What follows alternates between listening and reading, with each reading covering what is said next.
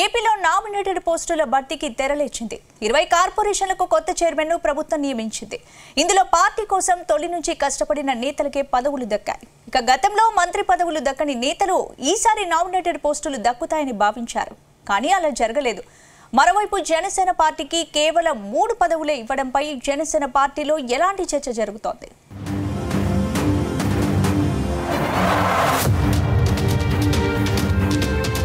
ఆంధ్రప్రదేశ్లో నామినేటెడ్ పోస్టులకు కూటమి సర్కార్ భర్తీ చేసింది. మొత్తం 20 కార్పొరేషన్లకు కొత్త చైర్మన్లను ప్రభుత్వం నియమించింది. ఇందులో తెలుగుదేశం పార్టీకి 16 మంది సీనియర్ నేతలకు అగ్రతాంబూలం ఇచ్చింది. అటు జనసేనకు 3 పదవులు దక్కాయి. బీజేపీకి ఒక నామినేటెడ్ పదవిని కేటాయించారు. ఇక టీటీడీ చైర్మన్ పదవిపై కొనసాగుతున్న ఉత్కంఠకు చంద్రబాబు తెరదించుతారని అంతా భావించారు. కానీ ఆ సస్పెన్షన్ ను కంటిన్యూ చేశారు. టీటీడీ చైర్మన్ పదవిని ఎవరికీ కేటాయించలేదు. అయితే ఆ పదవికి చాలా మంది పేర్లు పరిశీలనకు వచ్చాయి. ఓ టీవీ ఛానల్ కు చెందిన వ్యక్తికి టీటీడీ చైర్మన్ ఇస్తారని టాక్ వినిపించింది. కానీ అనూహ్యంగా సుప్రీంకోర్టు మాజీ చీఫ్ జస్టిస్ ఎన్వి రమణ పేరు తెరపైకి రావడం చర్చనీయాంశంగా మారింది.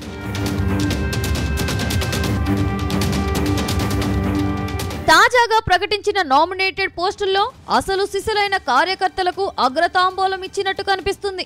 ఇందులో బీసీ, ఎస్సీ, ఎస్టీ, మైనారిటీ నేతలకు కీలక పదవులు దక్కాయి. పార్టీ కోసం క్షేత్రస్థాయిలో కష్టపడిన సామాన్య కార్యకర్తలకు సీఎం చంద్రబాబు పదవులు కట్టబెట్టారు. ఉండి నియోజకవర్గంలో రఘురామకృష్ణంరాజు కోసం సీటు త్యాగం చేసిన అప్పటి సిట్టింగ్ ఎమ్మెల్యే మంతెన రామరాజుకు కీలక పదవి దక్కింది. ఆయనకు ఏపీ ఐఐసి చైర్మన్ పదవి లభించింది. మాజీ ఎంపీ కొనకళ్ళ నారాయణరావుకు కీలకమైన ఏపీఎస్ఆర్టీసీ చైర్మన్ పదవి దక్కింది. అలాగే యువగలం పాదయాత్రలో వాలంటీర్స్ కు కోఆర్డినేటర్ గా పనిచేసిన రవినాయుడుకు షాప్ చైర్మన్ పదవి వరించింది. అటు మంగళగిరిలో పార్టీ విజయం కోసం కృషి చేసిన సీనియర్ బీసీ నేత నందం అబ్దయ్యకు పద్మశాలి కార్పొరేషన్, ఎస్సీ మాల సామాజిక వర్గానికి చెందిన మాజీ మంత్రి పీతల సుజాతకు వినియోగదారుల కౌన్సిలర్ చైర్మన్ పదవి దక్కింది. అటు మాదిగ సామాజిక వర్గ నేత మాణిక్యాలరావుకు లెదర్ డెవలప్మెంట్ కార్పొరేషన్ చైర్మన్ పదవులు లభించాయి.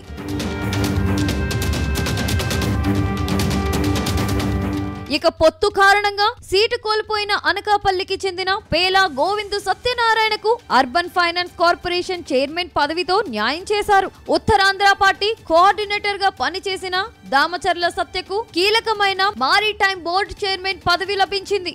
రాష్ట్రంలో 5 ఏళ్లలో 20 లక్షల ఉద్యోగాలు కల్పించాలని లక్ష్య సాధనలో కీలకం కానున్న సీడాప్ చైర్మన్ పదవిని దీపక్ రెడ్డికి కేటాయించారు. పొత్తు కారణంగా సీటు కోల్పోయిన నెల్లిమర్లకు చెందిన బీసీ నేత కర్రోతు బంగారాజుకు మార్క్ఫెడ్ చైర్మన్ పదవిని కేటాయించారు. ఒంగోలు పార్లమెంట్ అధ్యక్షుడు బీసీ నేత నూకసాని బాలాజీకి కీలకమైన టూరిజం డెవలప్మెంట్ కార్పొరేషన్ చైర్మన్ పదవి దక్కింది. మరోవైపు నామినేటెడ్ పోస్టుల్లో జనసేన పార్టీకి 3 పదవులు దక్కాయి. ఆంధ్రప్రదేశ్ సూక్ష్మ, చిన్న, మధ్య తరహా ఎంటర్ప్రైజెస్ డెవలప్మెంట్ కార్పొరేషన్ పదవి తమ్మిరెడ్డి శివశంకర్ కు దక్కింది. సివిల్ సప్లై కార్పొరేషన్ చైర్మన్ గా సీతారాం సుధీర్, ఏపీ టిడ్కో చైర్మన్ పదవి అజయ్ కుమార్ ను వరించింది. మరోవైపు లంకా దినాకర్ గతంలో టీడీపీలో యాక్టివ్ గా పనిచేశారు.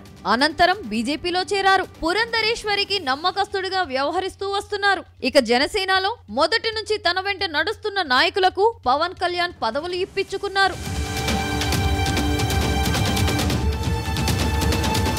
మొత్తంగా నామినేటెడ్ పోస్టుల్లో సీట్లు త్యాగం చేసిన నేతలకు పదవులు దక్కినట్టు తెలుస్తుంది. అలాగే కూటమి గెలుపు కోసం కష్టపడ్డ నేతలకు సైతం పదవులు వరించాయి. మొన్నటి ఎన్నికల్లో ఎమ్మెల్యేలుగా గెలిచి మంత్రి పదవి కోసం చాలా మంది లీడర్లు ఆశపడ్డారు.